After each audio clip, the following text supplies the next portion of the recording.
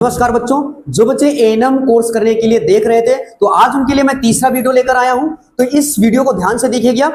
अब फॉर्म कैसे भरेंगे, फॉर्म को भरते समय क्या क्या चीजों को ध्यान देना है। तो कह रहा है कि पंजीकरण का विवरण, ये हमारे पास एक सैंपल है। किसी बच्चे ने फॉर्म भरा, उसका एक सैंपल है कि किस जगह पे क्या चीज फिल करनी है। तो आइए देखते हैं। तो सबसे पहले कोर्स क्या करना है, एएनएम ट्रेनिंग रजिस्ट्रेशन, यहां पे आपको क्लिक कर देना है, सिलेक्ट कर लेना है। आपको रजिस्ट्रेशन नंबर पहले से प्राप्त हो जाएगा जब आप रजिस्ट्रेशन करेंगे। तो अब आपको पर्सनल डिटेल फिल करनी है। पर्सनल डिटेल में आपको सबसे पहले यह भरना है कि क्या आप उत्तर प्रदेश के रहने वाले हैं। यदि उत्तर प्रदेश के हैं तो यस कर देना है। फिर आपका नाम पूरा जो भी है, यहाँ पे अभी आपको यहाँ पे मेल अमन माथुर का नाम दिया गया है, आप प्राची माथुर हो सकती हैं, दिव्या हो सकती है, खुशी भी हो सकती है, जो भी नाम है आप यहाँ पे फिल करेंगी। फिर उसके साथ साथ अपने फादर का नाम भरेंगे, रमेश माथुर जैसे भरा गया, मदर का नाम सीता माथुर भरा गया। आपका जेंडर क्या है, फीमेल, हमेशा एक ही आएगा ऑप्शन में, फीमेल, ये फिल किया जाएगा। ठीक है। कैटेगरी जो भी है, ओबीसी, जनरल, एससी, एसटी, वो फिल करनी है आपको। फिर नेक्स्ट आपकी डेट ऑफ बर्थ ध्यान रख के करना है, गलत नहीं होनी चाहिए। डेट ऑफ बर्थ गलत हो जाएगी, आपका फॉर्म कैंसिल हो जाएगा। फिर क्या करने हैं, राष्ट्रीयता फिल करनी है, आप इंडियन हैं। उसके बाद मैरिटल स्टेटस, आप विवाहित हैं या अविवाहित हैं, तो जो कंडीशन है वो यहाँ पे भर देनी है।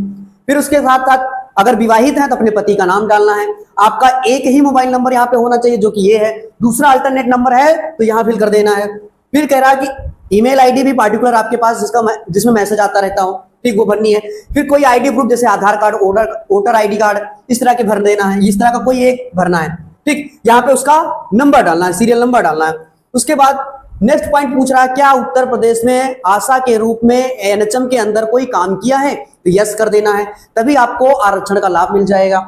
फिर इसके बाद कह रहा है आपकी bank detail, personal bank detail fill करनी है, ठीक। आपका नाम भरा जाएगा, बैंक का नाम भरा जाएगा, आईएफएससी कोड भरा जाएगा, अकाउंट नंबर भरा जाएगा। फिर आपका एड्रेस, एड्रेस देखो बेटा दो प्रकार के होते हैं, एक परमानेंट होता है, एक टेम्परेरी। आपका जो है वही भरना है, ठीक है। यहाँ पे देखो परमानेंट एड्रेस जो भी है आपको यहाँ फिल कर देना। यदि यही एड्रेस सेम है तो यहाँ पे सेम कर देना है, ठीक है। अगर कोई बदलाव है तो वहां पे परमानेंट यहां कर देना है, टेम्परेरी यहां कर देना। नेक्स्ट आपकी क्वालिफिकेशन, जैसे हाई स्कूल में आपका बोर्ड सेलेक्ट करना, उत्तर प्रदेश बोर्ड से किया है।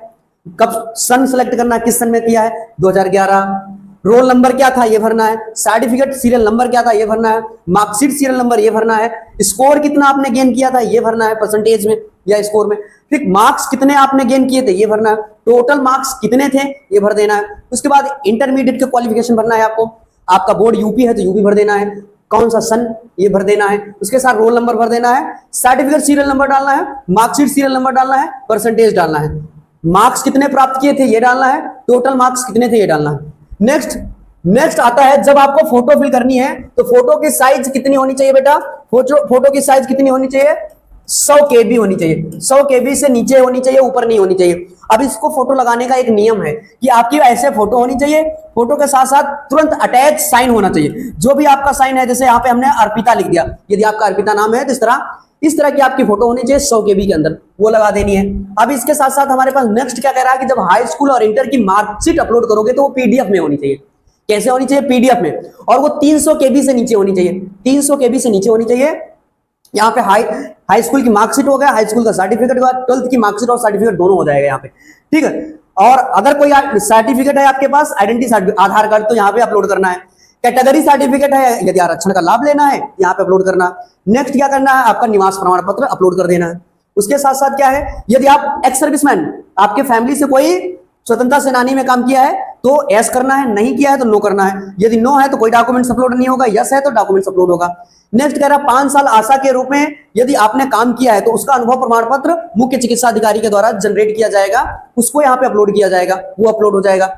इसके साथ साथ आपका करेक्टर सर्टिफिकेट अपलोड किया जाए। करेक्टर सर्टिफिकेट आपका 2 जगह से बन सकता है और 2 सर्टिफिकेट बनवाने हैं। तो एक तो बन सकता है जो आपके स्कूल के प्रिंसिपल्स हैं, ठीक, या किसी अन्य स्कूल के प्रिंसिपल से, सरकारी स्कूल के प्रिंसिपल से बनवा सकते हो। दूसरा कोई गेजेटेड ऑफिसर, मेडिकल ऑफिसर से बनवा सकते हो। तो 2 करेक्टर सर्टिफिकेट बनेंगे। इस तरह आपका ये फॉर्म पूरा हो जाएगा और इसको फाइनल सबमिट कर देना है। फाइनल सबमिट करने के बाद इसको प्रिंट आउट ले लेना है, और जब आपको कोई एएनएम ट्रेनिंग सेंटर मिल जाए, अलॉट हो जाए, जब आपकी डीवी हो, तब ये हार्ड कॉपी आपको लेके जानी है। बाकी जितने सर्टिफिकेट हैं या डॉक्यूमेंट्स हैं वो लेके जाना है। तो ये रहा एएनएम ट्रेनिंग के लिए फॉर्मेट, फॉर्म कैसे भरना है, हमने आपको डिटेल में बता दिया है। अब बात सबसे जरूरी ये बात है कि इस फॉर्म को भरने के लिए टोटल खर्चा कितना आएगा। तो जनरल और आर्थिक रूप से कमजोर ईडब्ल्यूएस के बच्चे हैं उनके लिए 200 रुपए है, ओबीसी एससी एसटी के लिए 100 रुपए है। जब सफलतापूर्वक फॉर्म आपका भर जाएगा तो उसके बाद आपका भुगतान हो जाएगा।